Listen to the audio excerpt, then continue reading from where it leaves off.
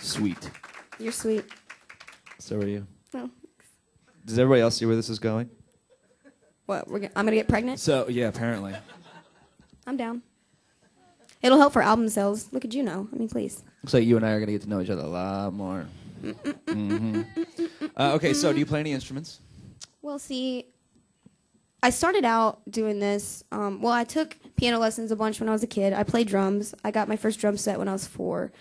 And my dad had a mullet, and it might have started the obsession with mullets. He was in a band. He had a mullet, never wore sleeves, windsurfed, the whole thing. Thought he was awesome. He was just one of my 19 stepdads, though. But he stuck around for a little bit till he became an alcoholic. But anyway, so he was pretty cool. His name was Skip. And he taught me how to play drums. And it was, like, something that is, like, really close to my heart. So I dabble in that. And then I took piano lessons. And Do you play drums on the album? I don't play drums on that. No one plays any instruments but professional musicians on the album because it was those big Swedish producers like Max Martin's partner, Christian Lundin, produced it, and so he's got his army of Swedes. They march in, and they don't eat cheese. They're all tall. They're all tall. And it's like, they talk like this, but like, they do not like cheese on hamburgers, but they love cheese in pop music. That's what they say. That was funny. We're going to record your album right now. He recorded my album. That's horrible. What? I sound just like him. You do. It's almost like to a T. Mm-hmm. So when was the time where you finally said to yourself, man, this is really what I'm going to do? I mean, obviously you had a lot of jobs growing up trying to make your way into this business. Tell me about the journey. Like, where did you finally go, you know what, this is what I want to do? Yeah. Well, it's like kind of a tough subject that I don't really touch on a lot, but my brother was murdered about 4 years ago. It was just the 4th anniversary. And I graduated high school super early. I skipped a couple grades and went to college.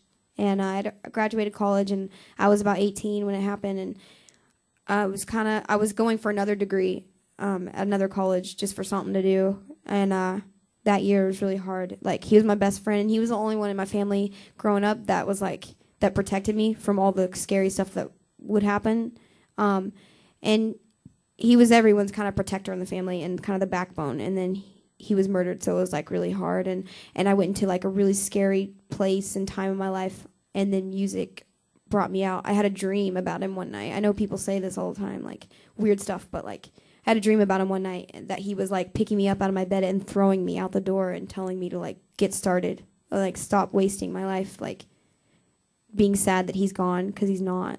So I just, from that second on, I refused for it to not happen. I would stay up all night, every night, making anything I could on my computer, and it happened. I don't know how. I didn't know where to start. I started from the very bottom rung and just made it happen. I don't know. Decisions backed with desire. Done. Right? Done. I was a woman on a mission. Apparently. Well, teen on a mission. I would say with the new boobs, I'm a woman now. Since you just turned 22, and now you have the boobs. My boobs grew. Indeed. And they touch, apparently. They touch. What? Just waiting for you. It was very nice. You're nice. You're nice. I like the raspiness in it, though. I'm not going to lie to you. Like, the fact that you're sick actually kind of adds a twist to it. He loves when I'm sick. He's always praying that I get ill. He's like, dude, the cool factor, though? Seriously, like, what's a little bit of death compared to the coolness of it? Okay, so a lot of people, there's like this misconception that, like, obviously we're all having very much fun. I just said very much fun. That doesn't make any sense, but whatever. We're having a lot of fun at this point, but there's a lot of work and a lot of time and effort put into this. I mean, you spent time and effort going through MySpace and trying to get yourself known. This is the hardest, easiest looking job in the world. You know what I mean? Yeah, story of my life. They think the same way. They think it's all like smoke and mirrors, like getting your makeup done every morning and showing up somewhere. It's not like that. Especially when you care a lot, and especially when you... I'm involved in every little aspect of everything. This is my life. Like, this is what saved my life, so it's everything. I'm, like, riding on this. And it's not just, I wasn't just singing to studio tracks that someone else made. I made these songs.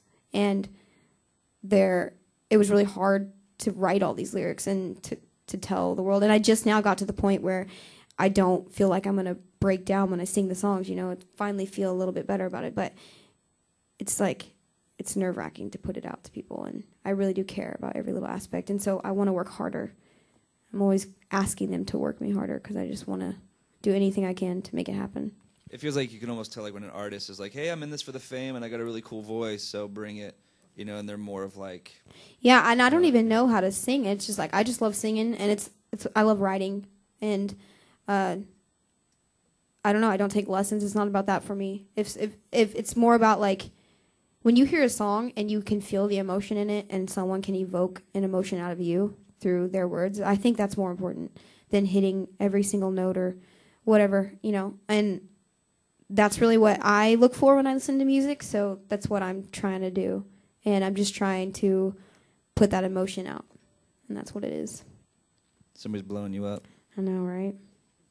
Story of my life. Hey, Ryan, what about you, man? I mean, being a musician, you're from L.A., which is obviously a great place to get started, but... Can we give him my mic? Sure. There you go, bud. Ladies and gentlemen, Ryan. What's up? Kicking ass on the guitar, by the way, my man. What up? Thank you. In your Walmart shirt. Yeah. So exactly.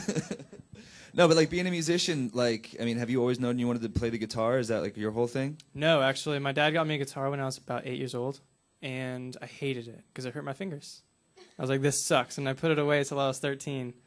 And then a couple of friends of mine were in this punk band, and they were cool at school. And so I was like, yeah, you know, I need to do that. So I started playing with them in their band and just played in bands through high school, and then kind of didn't play music for a couple years out of high school, or I guess a year, because I was trying to get like a business degree, and I just was focused on that. And totally then, didn't fit. Yeah.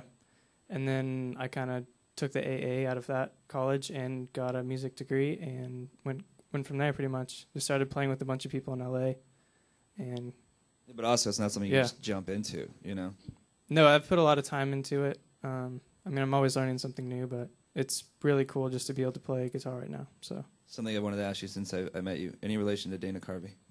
No. God, you look like him. See, I never get that. I always get the Michael Cera thing. Yeah, maybe a little bit, but... Yeah. And everyone says I look like Juno. Yes.